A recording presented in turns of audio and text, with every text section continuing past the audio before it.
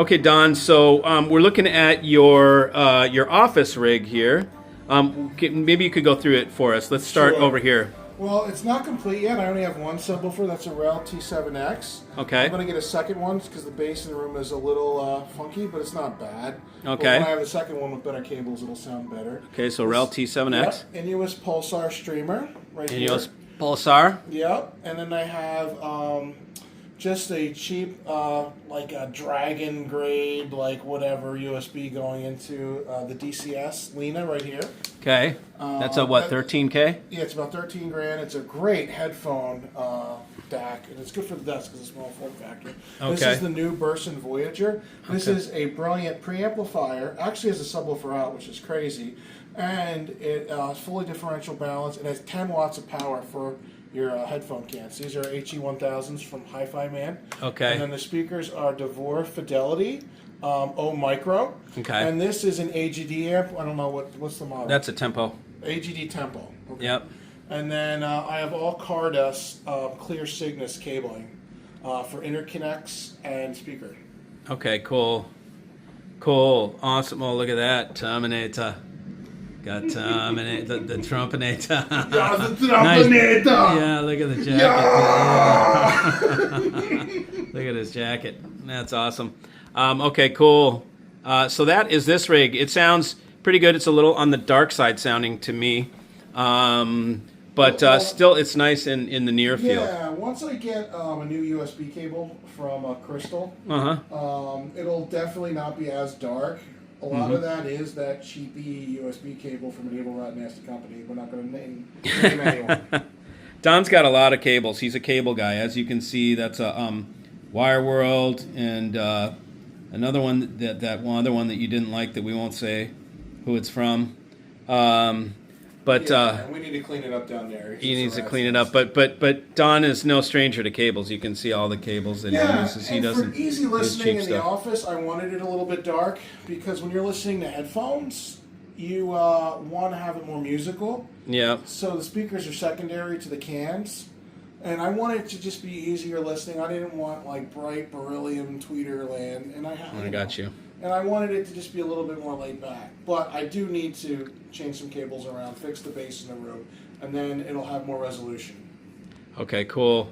Okay, and then I'm going to use this opportunity to cap on DeVore's speakers, and this shows no feeling from Don whatsoever. I'm off rogue right now doing my own thing. He does not share the same opinion, but I want to show you something since I'm right here, is what is sold by DeVore for $4,000, which is, this appears to be plywood on the front, so we can assume it's perhaps birch ply. It's birch ply. Yep. So okay, can get that at Home Depot. And what is this? Do you know? Is this birch ply too on the back with the finish? No, the back and the sides are MDF. MDF. Okay. Yep. Okay. So it's a ply. Yeah, with a finish, some sort of a speckle finish. So we've got a cube, no beveled edges, no attempt taken other than just to put a box together with a paper driver. I don't even know what kind of driver this is. C's. It's a C's, okay. So, and a soft dome tweeter. And if we flip this around, and I'm going to try and reach my hand on the back, we have a beautiful plastic cup with brass fittings on here. You can get these at any place for very cheap. So what I'm trying to show you is that this is a cheap-ass build for $4,000. And I'm going to show you what I sell that I think is so much of a better value, which is in the other room. And I'm just using this opportunity to diss DeVore speakers and show how cheap they are for the money, and then show you how much better of a value I offer in the same price range. So, just so we're clear.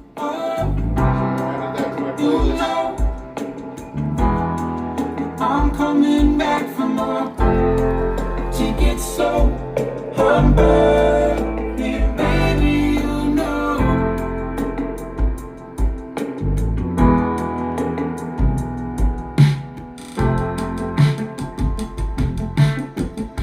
I feel the floor vibrating. Isn't that cool? Yeah, he's got a Rel right there. That's why we need the second sub. It's way too bass heavy to the right. Yeah. I need to balance it out.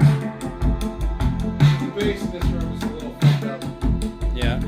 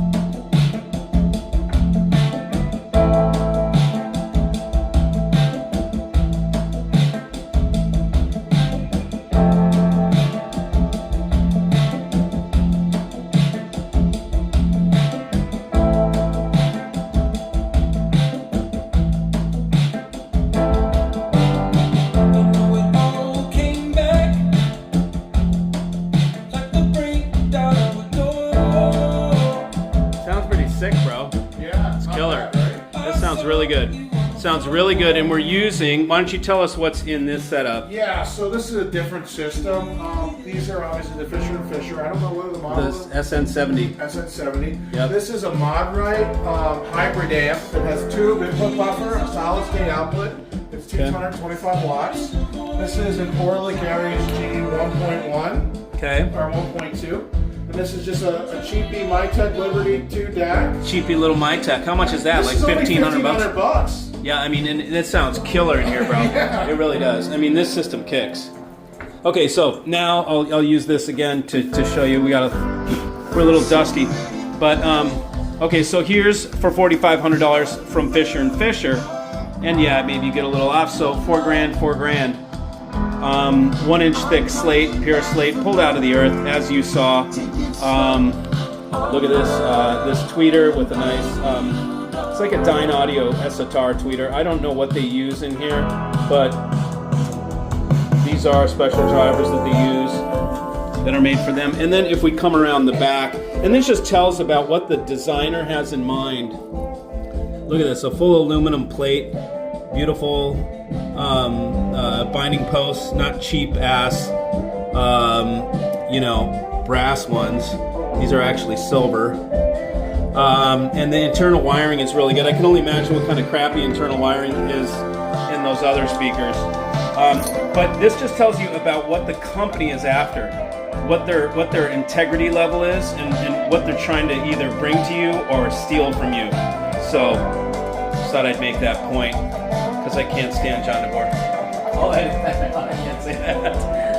Anyways, super cool kitchen rig, you guys.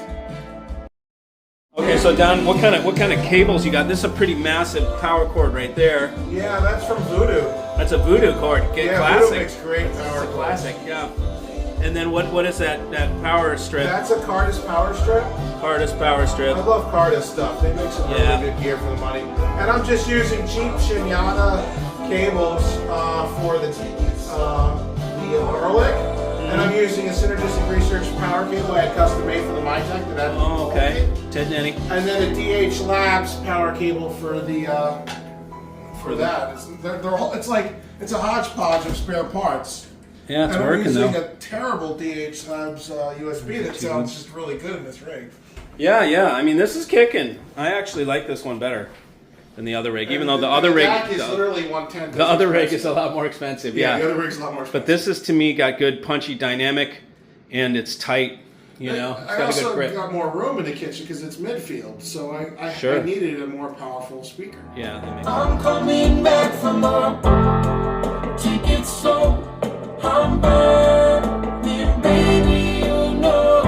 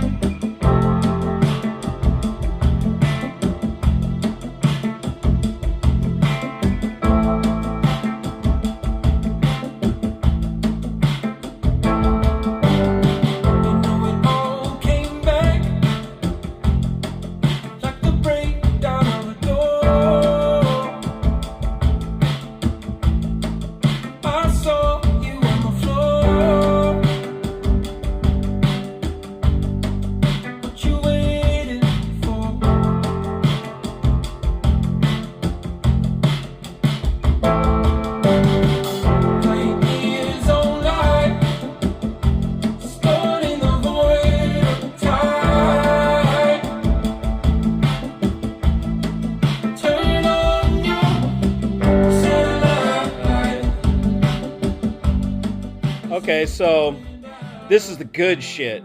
Okay, Donnie, you've done a good job, man. Thank you. It sounds phenomenal. I mean, this is tight, refined, balanced, beautiful, sumptuous, delicious, enveloping, awesome. I mean, this is great. I would make my bed right here, dude. I'd sleep on this couch. I have done that. Yeah. I mean, serious. This is the good shit, and Don's done a great job at putting this together. The only thing we could play with here if we wanted to would be depth of image. But everything else is straight on frickin' point.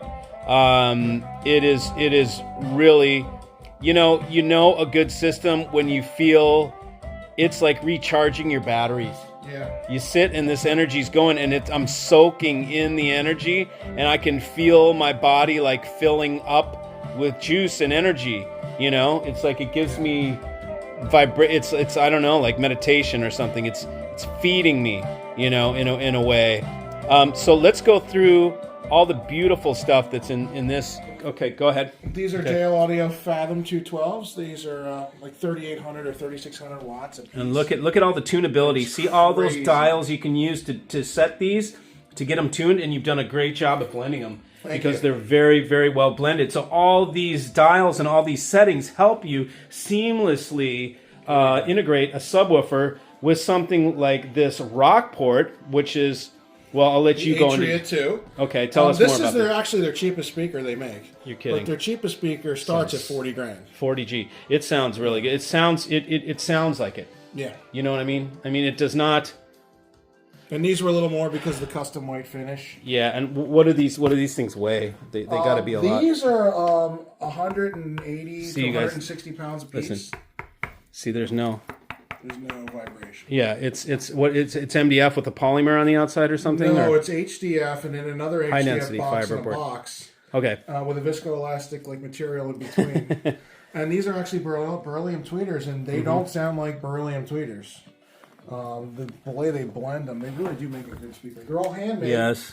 And each driver is matched to the crossover. So you can't swap drivers between two speakers and have them sound the same. Okay, so they hand tune them. They hand tune every driver to the crossover perfectly. Yeah. And they are not swappable. They're not interchangeable. They're made just for the speaker. Sounds really good. Sounds really good. What do we get? Those are still points apertures. And the only way to get more depth is get rid of the TV. I haven't pulled the trigger yet because I like watching TV. Oh, dude, yeah, I would keep the TV. Like I would rather have the TV than have a little more depth. A little bit more depth. It still has depth, but you could play with it and get it super hollow and deep. Yeah. This is a Weiss Helios DAC. This is their top end DAC. It's made in Switzerland. It has great synergy with Burmester. Burmester kind of like solid state out of Lampezer before. And the tubes were giving it not tight enough bass. Yeah, the tubes are a little flabby with bass a lot of times on the front end. And then this is a Burmeister 088 preamp, and then Burmester 1911 Mark III. This came out in 1991. Old MOSFET technology, that thing is nothing badass. Crazy, and it just works. This was designed by whoever started the company. Such a beautiful piece. Jeez, man. Yeah. This and this are just serious jewelry. It's like so pretty. I mean, straight up. I mean, I almost like this stuff even before I hear it. Because it's so beautiful. Yep. This is German made. For those of you that don't know Burmester, I think they are in Porsche now. They done, but they're probably just using their name. They're just using their name, doing some DSP, and then they're designing the software. They're not really making the drivers because the drivers are all made by Harman Group, which is JBL basically. I got you. And and then over here you got a Grimm MU1. Not the great. I mean, it's a good streamer, and I'm just using PCM. I'm not using any crazy DSD. And I have a really high-end Synergistic Research SPDIF cable. There you go, Teddy. Because I don't like USB. I like SPDIF better for what I like to listen to. Yep, I love that, man. Because I'm not going to just use whatever the fat is. I'm going to use what sounds good. Yep, and I love that. I love that some people are just like, you know what? 1644 or 24 192 is all we need. That's all we need. You don't need any high-res bullshit. And I'll do another video about high-res audio is bullshit. That's a different video. And then I got a combination between Siltec, Kabbalah Sosna, and Voodoo cables. Okay, so what do you say whole system cost is here? Oh, God, I don't want to say. Over 6 figures. Yeah, okay, so it's over 100K. Yep. And, okay, so what can I tell you guys, because I know what you guys are going to ask me, is, Mikey, how is this different from the $4,000 rig that you just heard at Lucas's place in Netherlands? And let me put it this way. In both systems, in both environments, I would enjoy the music to a similar level. It's it's definite music connection and enjoyment. The key takeaway is this is refinement at the finest level, okay? So what we're listening to here is refined electronics, refined quality of sonic. So I guess if we were talking about car racing, we could say, look, you can go to, let's take Barber Motorsports Park, okay? Because I've been there and I've ridden it in a car, I've driven it, and a motorcycle. You could take a Mazda Miata, a modified Mazda Miata, through that track, and it'd be shits and giggles the whole time. You'd have a smile plastered on your face. You could also take a Porsche GT2 RS and go through that thing and motor through it, and the Porsche is going to be more refined. You're going to feel safer. You're going to do it faster and easier, but you're still going to have a blast in the Miata. You're still going to love it. You could still go racing all day long in the Miata and have just a blast and be totally overjoyed with it. But they're two different things, and they're two different experiences. Even though both of them gives you the shit-ass eating grin, right? One does it with more refinement and more... refinement is the only word for it. I'll have to look at the thesaurus and see if I can come up with some other terms. But... you know, I mean, if you start getting into the nitty gritty, like there's more bass pitch, more bass definition. Oh, for sure. Yes. Like yeah, good point. So yes, absolutely. Well, we've got 412 JLs plus the speaker. So yes, the bass is tight, concise. I mean, all those words that I said when we turned the music down: tight, concise, clear, defined, balanced. And it juices, you feel, it's like the music soaks into my pores here. Where I was listening to it before and enjoying the sonic of it and getting into the tune, here, it's actually, the music is coming into my every pore. I'm not just listening to it with my ears, I'm feeling it with my body. It's coming into my skin, it's coming into my hair follicles, like it's saturating me with music, which is a different experience. And yes, you pay a lot more for it, but if it's within your means, it is definitely worthwhile. You're always going to be able to have the full 100% experience with an audio system like this. Let's say we had a $100,000, $150,000 automobile, okay? The difference is the $150,000 automobile, we're almost never going to be able to use it to its max potential. We're never going to get the full what it can do out of it unless we go to the track, unless we get tickets, all that kind of stuff. We're going to be doing the same. We're going to be stuck in traffic is what I'm trying to say. With this system and any audio system, if you put your money into an audio system rather than a car, you're going to be able to use the audio system at 100% experience level every time you sit down, anytime you want to. You're never hindered by traffic. You're never hindered by weather. You're never hindered by anything other than you're just sitting down and turning on the rig. So that's my case for spending money, over 6 figures on an audio system. So anyways, thank you for joining. I appreciate your time. And thank you, Don, for hosting. Oh, you're welcome. You're a wonderful host. And we had Jersey breakfast. Our first.